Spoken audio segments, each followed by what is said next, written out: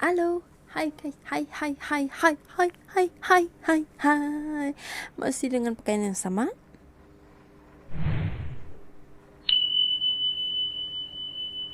Suamiku pelayanan, anak-anakku nggak ada, lagi sama opa-opanya. Jadi hari ini mamanya sendiri, bicara sendiri, ngomong sendiri kayak orang gila.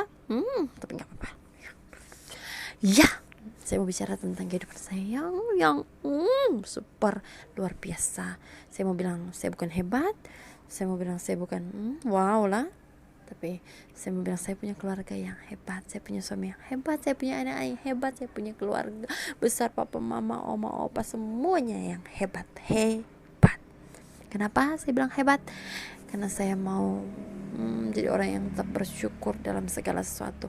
Di agamanya kami ataupun mungkin agama-agama yang lain, semuanya mengajarkan kita untuk tetap mengucap syukur dalam segala hal, karena itulah yang dikehendaki untuk kita mampu mengucap syukur. Saya punya cerita singkat tentang kehidupan saya dan suami saya. Saya belum bicara anak-anak, saya bicara tentang saya dan suami saya.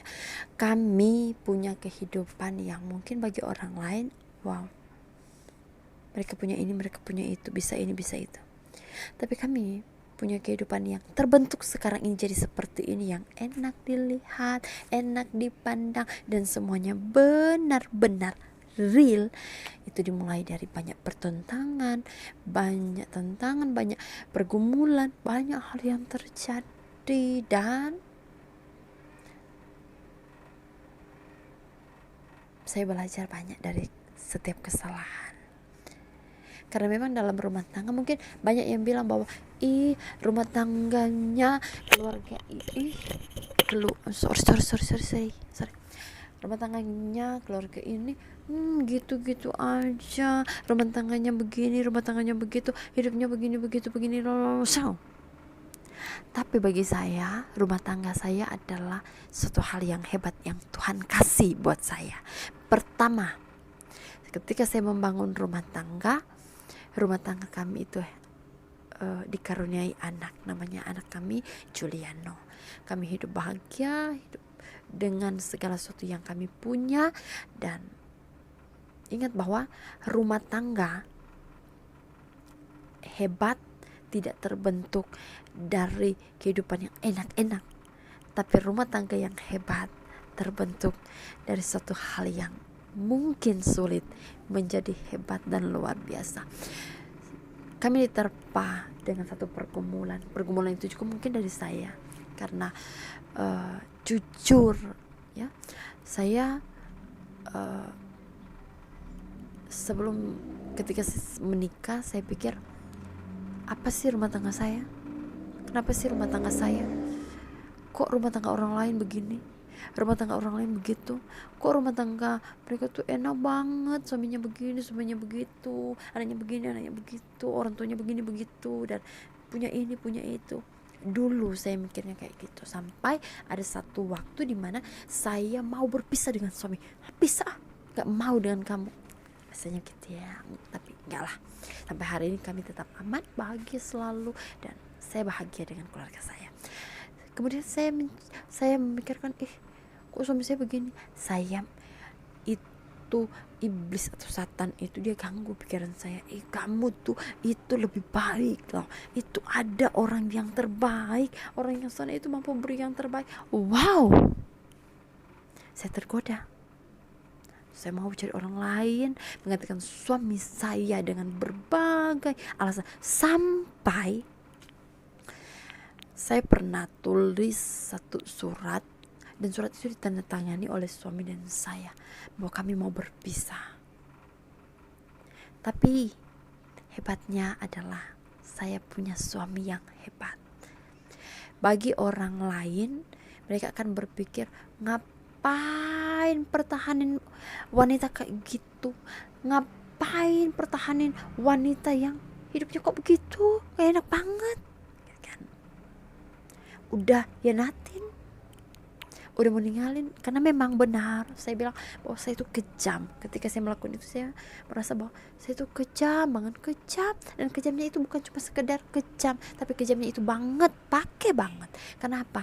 Saya pernah berpikir untuk ninggalin pekerjaan saya, pelayanan saya pernah berpikir untuk meninggalkan anak saya pernah berpikir untuk meninggalkan suami saya, dan saya berpikir untuk meninggalkan semuanya hanya untuk mencari kesenangan duniawi. Dan itu saya alami, dan itu saya nikmati, saya rasakan, saya memang nikmati itu karena iblis sedang mengganggu kehidupan saya, mental saya, kehidupan saya diuji memang luar biasa.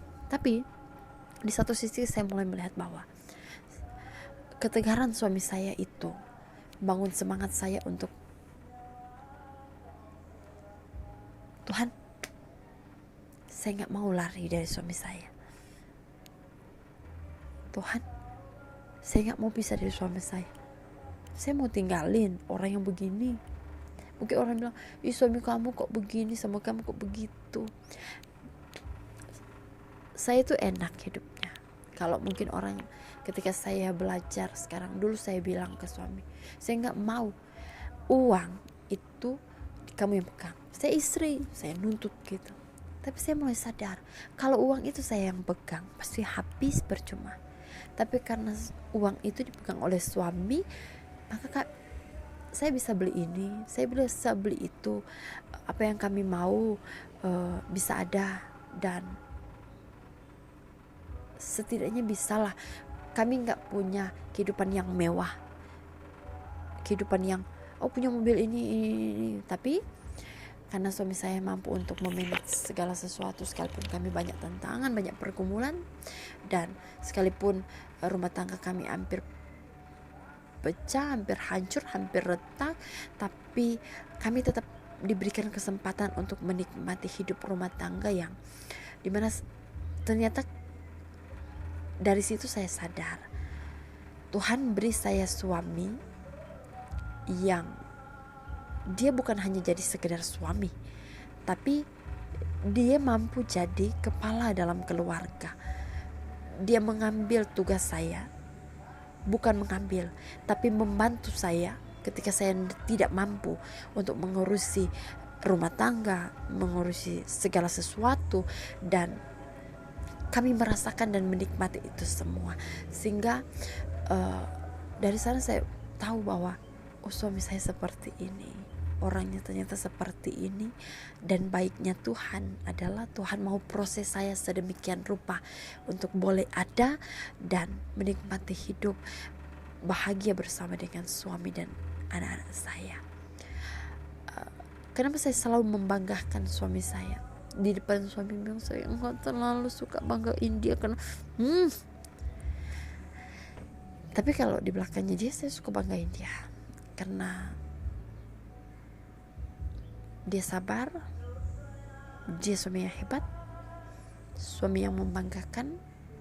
Dan kalau nanti anak-anak saya nonton juga video ini, saya mau bilang ke anak-anak saya, kamu itu bangga karena kamu punya papa yang hebat, kamu punya papa yang benar-benar bekerja keras, papa yang bertanggung jawab, papa yang mampu untuk membawa kehidupan kita jadi lebih baik. Itu suami saya. Pesan saya adalah jangan hanya menilai suami kita dari apa yang terlihat, tapi pikirkanlah, bisa saja ketika dia melakukan sesuatu itu adalah untuk kebaikan kita, tapi dalam tanda kutip sesuatu yang baik ya, sesuatu yang baik. Dan saya alami itu. Saya pertama gak mau hidup dengan suami saya, pertama saya gak mau menerima dia dengan keadaan dia gak bisa bahagiakan saya. Dan benar kata orang, rumput tetangga lebih enak. Tapi ternyata ketika saya kembali suami saya belajar bahwa suami saya itu lebih baik, lebih hebat, lebih dari segala-galanya. Belajar untuk bersyukur dengan apa yang Tuhan beri, karena rencana-rancangan Tuhan bukan rencana-rancangan kecelakaan, tapi rencana-rancangan damai sejahtera. Tuhan Yesus memberkati.